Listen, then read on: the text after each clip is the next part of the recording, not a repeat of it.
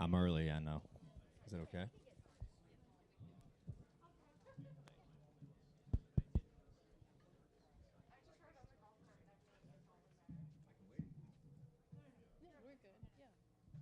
All right, we're going to continue with today's media availabilities here at Kansas Speedway. We have now been joined by Ryan Blaney, driver of the number 12 Team Penske Ford. Ryan, how are you feeling going into this weekend?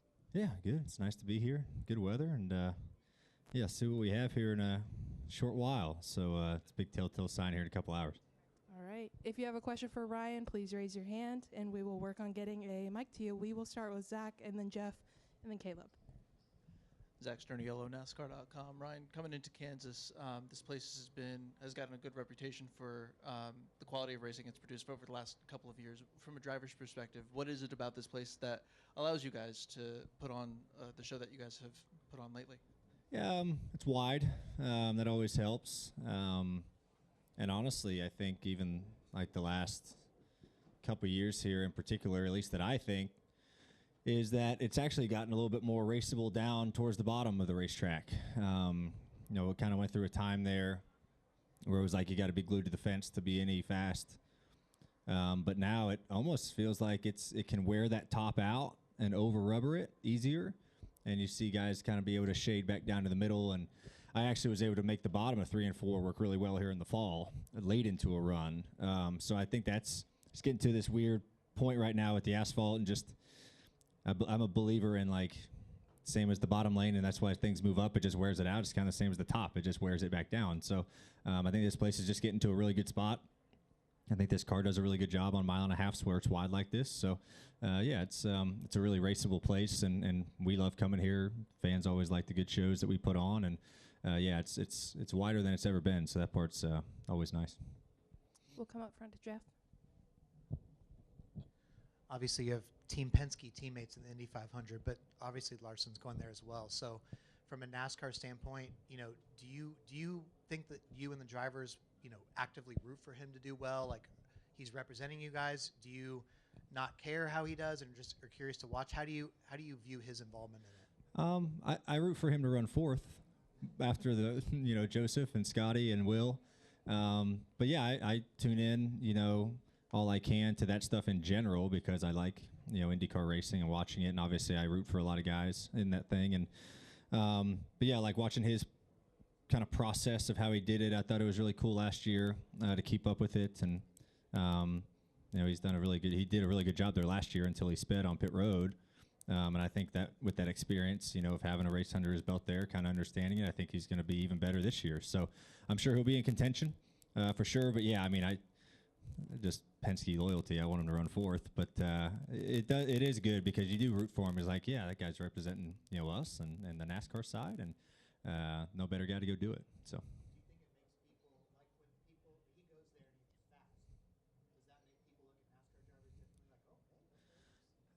Maybe. I don't know. I mean, it kind of depends how everyone wants to look at it. I know he got grief for wrecking the other week in practice, but it's like, how many other guys have gone over there or regulars that have wrecked in practice? It's just part of the deal, So, yeah, I mean, maybe that people look at it that way. At least I hope they do. But, I mean, it's just typical people when things go poorly, they like to shit on that person. When things go good, they don't really give it any second thought, So it's just kind of the way of the world.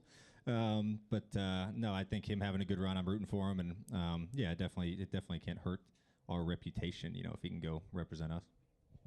Let's go to Lee and then Caleb. Lee Spencer, Sirius XM NASCAR Radio and CatchFence.com. What are your thoughts on the playoff format, the All-Star format? What part? The track promoter caution? Any of it, I mean. Yeah, I mean, I like it. I mean, I like how you keep pit crews involved, doing the competition there. I think those guys really enjoy it. They love that. They compete every weekend, multiple times, but really being on that stage, I think, is good for them. I was saying that, there's going to be a lot of gifts sent to Marcus, I think, the next couple, a lot of presents, bottles of wine or just presents for him and his family here sent over the last month or so since they announced that. He's going to have more friends than he's ever had, that's for sure. And, But no, I mean, hey, it's is what it is. We race to the format, and I think it's obviously big for Wilkesboro for us to go back there. People in that area really loved us being back there. I loved being back there. I'm happy we're going there for the third year now, and I think it put on a good show last year. So hopefully that place with some races on it can kind of, it'll split the tire strategy up a little bit more. Last year, the tire strategy didn't really come into play too much. I know, like, heck, me and Joey, and I think the 11 stayed out on the Reds, for one, kind of full cycle, and we were able to stay up there. So, but yeah, the format's fine with me. You can always change stuff up, but I don't really have, like, any hard opinion on what I would change up about it or anything like that.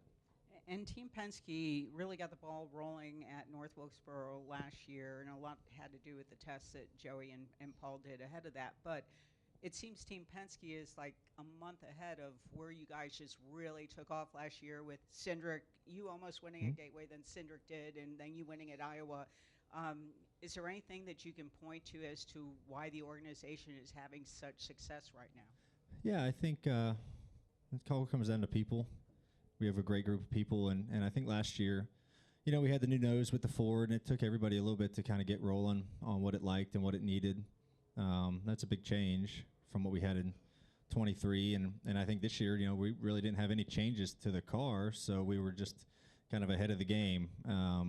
We're just up to speed faster, like with what we figured out in the summer last year that led, to the end, and we were able to really just kind of refine that, what was working. So. It's been nice to have really fast cars this year. Hopefully we can get in victory lane soon. I've been really happy with how we've been performing. It's just hadn't really worked out for us. But, I think it's just we learned a lot last year when it was time, and then we were just able to build off of that. We didn't have to kind of rebuild again like we did the start of 24 with the slow start to the season. So it's nice to have a bunch of speed early. Caleb, Steve, and then Bob, please. Caleb Vessel, SpeedwayDigest.com. Ryan, if you exclude Texas, the previous 4 races before that were quote-unquote bad races, having just their issues with the next-gen car. How much do drivers pay attention to criticism from the fans or other drivers about this car and the type of racing it does? What made them bad races? Like I see this online, and I don't know why they were bad. Well, the guy kicked ass all of the race. They did that all the time back when people praised it. I look at Darlington, that was a great race. Yeah, 24 led a lot of laps, but it was really dicey. Texas, you had a lot of comers and goers. You had a different group of people at the end of the race than what were there at the front of the race. I really don't see why, like, this last handful of races has gotten a bad rap, like from my viewpoint, and it's different than everyone else's viewpoint because I'm sitting behind the wheel of the thing. There's exciting moments and there's battles going on all over the place. And yeah, sometimes it's kind of you get in difficult situations where I wish the car was a little bit better to where you could be more, maneuverable in traffic. That's just the way it is. So I really don't think they've been bad races. Just because someone goes and leads 400 laps doesn't make it a bad race. There's plenty of other stuff going on through the field that make it good races. Yeah, I don't know. I mean, yeah, there's obviously things in the car I wish were a little bit better as far as raceability, but this thing is what it's been the last few years, and we've been trying our best to try to get it the best that we can as far as racing people. But I really don't think they deserve to be called bad races at all. With that said, would you consider coming to Kansas as like a breath of fresh air, considering the racing that we have seen the past couple of years? No, I mean, it's just another weekend, another Kansas. Track's going to be wide. You'll still have cars stuck behind each other or on the top. So if you guys see that, I want you to say it's a bad race. If you have a line of cars running the top, just because we're running the top doesn't make it racy. So I don't know. I don't think it's a breath of fresh air for me at all. I don't look at them that way. Each racetrack is its own challenge, and you try to figure out the challenges better than everybody else. Go ahead. Hey, Ryan, Steve Post, Motor Racing Network. You have a practice session coming up. What are you looking for? What do you want to, at the end of that practice session, what do you want to feel in your car? What are you looking for in this practice session? What would make it a good session? Yeah, I guess multiple things. Kind of the main thing for me that I look for, as far as my race setup is like versatility. All right, how can I can I run the fence properly, but can I also move down off of it and run the middle well? And if the racetrack is kind of gets a lot of rubber on it, can I start making the bottom of 3 and 4 work? And what do I need in my car to do that? So versatility here is something big. I mean, what I just said earlier, you know, I would say the fastest lane mostly is around the top, but right, if everyone's running up there, you got to be able to move around. So I just try to figure out what do I need in my car to be okay on the top, and I'll try to make speed with it there if I'm in clean air, but then I need to be able to pull down the racetrack and cross seams and stuff like that. And then, you know, really it's like, all right, how does it fire off? Because then you kind of compare that to qualifying what you have next. So it's multiple thoughts in what you want to go out there with and be thinking about, whether it's overnight or in the short time you have until you qualify. So versatility is probably the main thing I look for in my race car as far as lanes go when I kind of race practice here. Mm-hmm. Let's go to Bob. Bob Hockers, Fox Sports. Newgarden's going for 3 in a row in the 500. I don't think anybody's ever done that. But what is it about him that would make you think he could do it? Man, I'll tell you, Joseph is a animal, man. He's been really, really neat to get to know over the years at Penske. He's one of the hardest working guys out there, one of the nicest guys ever. And he just kind of has that it factor, and I don't know what it is, but it's just something about him, that he just is, just hardcore racer. And they haven't had the best of starts to the year on that side, but I have no doubt in my mind he can go out there and win it. I think Scotty has a great chance to win it too. He's been really running strong there the last couple of years. But yeah, I think Joseph can do it. I think just the willingness to do stuff, like his pass last year around Award on the top into 3 was just, I mean, it takes some guts to do that, and I think, does he do that move if he hasn't won one yet? I don't know, but it just, and I think like as he's got like everything going for him now. He has all the confidence in the world to make those moves because he's done it there twice in a row. He knows what it takes to be up front at the end of those things. So I really think, I mean, he's just like getting more and more of a threat at that place as he wins more there, because that confidence level goes up and just your knowledge of the right spots to put yourself in goes up. So I definitely think he could do it for sure. Yep. Hey, Ryan, Jason with Motor Racing Network. How, you growing up, obviously, with the family in Sharon Speedway, now that you are part of that tradition and that heritage there, it goes back to your grandfather and Lou and, of course, your dad and your uncle, too, as well. How important is it for you, A, to continue and be a part of that legacy, and what do you expect now as being a part owner of a racetrack? Yeah, that was really exciting. I was happy to, finally, one, get that out there and finally get the deal done and signed. Dad's owned that place since '02. Been a part owner with some great guys that he's known for a long time that were friends with him and my grandfather growing up. And then when it became time and opening, kind of came to me, I really jumped on the opportunity very quickly because I didn't know what would happen to the place if, we didn't come in and, help Dad out and become a part owner. And I didn't want to see it go away because that place means a lot to my family. Dad grew up 5 miles down the road from that place. And I grew up there many times as a kid, of whether it was selling programs or answering phones. Even then, I didn't know what to say on the phone. I just answered it and hand it to my mom. And but I always answered the phone. And so I think we have some really neat things planned. It's always like, how do you keep up with the times, but also keeping your racetrack traditional? Dad and them, they have a great relationship with Dirt Vision at that place. So it's nice to have live streams of that racetrack. And, it's how do you get more cars, obviously, right? How do you bring more people in, and how do you increase purses? I feel like that's a really big thing, especially at the local track level, is how do you get the purses up for people to come want to race, on a week-to-week basis. So that's kind of the top of my list right now, is like, how can we get the purses up? And then your car count's going to go up, and then your racing's going to get great, and then your people's going to come. So it's exciting.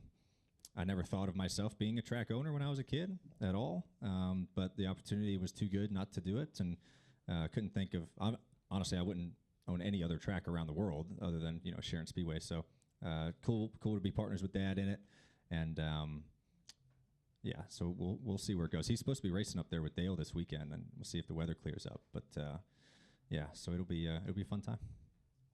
Let's go to Steven and then Daniel. Steven, stuntfronters.com. Ryan, with the news that NASCAR is going to rotate the championship weekend every year, are there any tracks in particular you want to see on it, and would Kansas be one of them? Yeah, I think it was great that they announced that. I think that's the right way to do it. Whether it's every year, every 2 years, whatever you want to do. I would say that part of the year gets tricky. Like Kansas might be a little cold that time of year, snowy. I don't know how it is in November here, but I think like if you could rotate it between Miami, Phoenix, and like Vegas, I think would be another good track. Weather's good at all those three places that time of year. They draw great crowds. They're really good racetracks. I like how Ben shot down the Daytona finale idea. I think that was very smart of Ben. But yeah, I think those are kind of my three tracks. I think Kansas would be a great place if the weather cooperated, but that's just too much of a kind of a toss-up. But those three are my thoughts of kind of a rotational championship race. Go ahead, Daniel. Daniel McFadden, friendstretch.com. First, as a track co-owner, what will be your regular duties as a co-owner? Write checks. I don't know. Isn't that what track owners do? I think number one, like it's always right. What people do you have there? How is your staff? Whether they're concessions, the track workers, the prep guys. How is that crew looking like? We have a great group of people there that's been there for a long time. Just trying to keep them straight. How do you? Another one really is what's the fan experience look like? They have to come there and have a good time as well as see a race, so how do you make that, whether it's affordable to them to come out on the ticket side and the concession side, neat things to do around the racetrack, right? Like these dirt tracks don't have a lot to do at them, right? Like you have these speedways, things like that, they're huge. You have, hospitality areas and stuff like that, right? The local dirt tracks don't really have that. So how can you kind of make up plans of doing that? We've been brainstorming some stuff. And how do you put on good shows, right? And how do you make the Outlaws and the All-Stars and High Limits guys want to come out there for big races and big events? And, the Lou Blaney Memorial is the big race that we have, and how do you draw even more cars to it? How do you make it a race like, the Brad Doty race or, Kings Royal, something like that? How do you try to get it up into that echelon of races that are kind of prestigious? So there's a lot of different things. Forgive me, I'm a little new at it, but we're always brainstorming ideas, but those are kind of the top list is the fan experience, making it better for the competitor to come out, to afford to be able to come out and make sure the racing is good. So, okay. And Team Penske, through the first 9 races of the season, you only had 3 top 5s, and now you get 2 wins and another top 5 with you. How important were these last 2 races for Team Penske at this point? Yeah, I think our whole group is firing on all cylinders, from the Wood brothers and them getting a win early in Vegas. Joey and Austin winning the last couple weeks. We've been running really, really strong this year. I think it is nice that the work you put in the winter, has kind of carried over to this year. And we'd like to have won some more races, and I think we've been in a position to do that. It's just hadn't really played in our favor. But I think it just is a testament of the job that everyone does at our race shop there, and preparation to kind of get ready not only for this season but week to week. So it's nice to start off the season strong. I think the last 2 years it's kind of been a little bit of a grind the first third of the season to get where we want to be. So it's nice that that grind isn't there. You just hope that the grind doesn't come in the second half of the year when you're trying to make up speed. It's always nice to have it. Now you just have to try to make sure you keep it, which is equally as tough, I think, as getting it. We'll take 2 final questions. We'll go to the back and then end on our left side. Tim Moore, Motorsports Today. Ryan, you mentioned earlier the seams on the racetrack as the tracks continue to age. Where now do you feel currently they've become a bit more difficult on the track in particular? Yeah,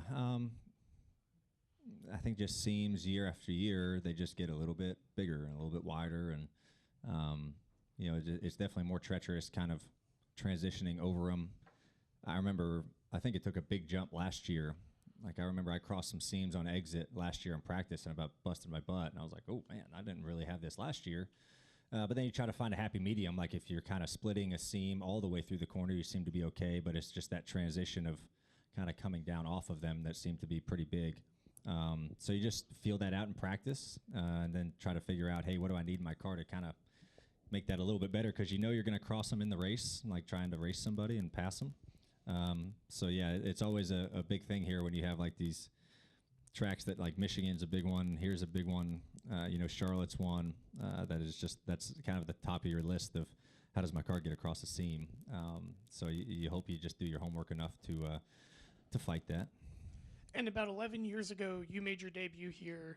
Obviously, I know it didn't go the way you wanted, but does this track hold a special place in your heart? And also, I mean, considering you're one of the select few, what do you remember much about the day? Because there's not many. I think only Denny has the deepest experience other than you here at this track, and Austin Dillon as well. Yeah, that was a fun day. You know, we were in the blue 12 SKF car, and I was doing trucks that day too. That weekend, I was racing for Brad, and I think one thing I distinctly remember, we had truck practice on Friday, and then we jumped right into cup practice right after that.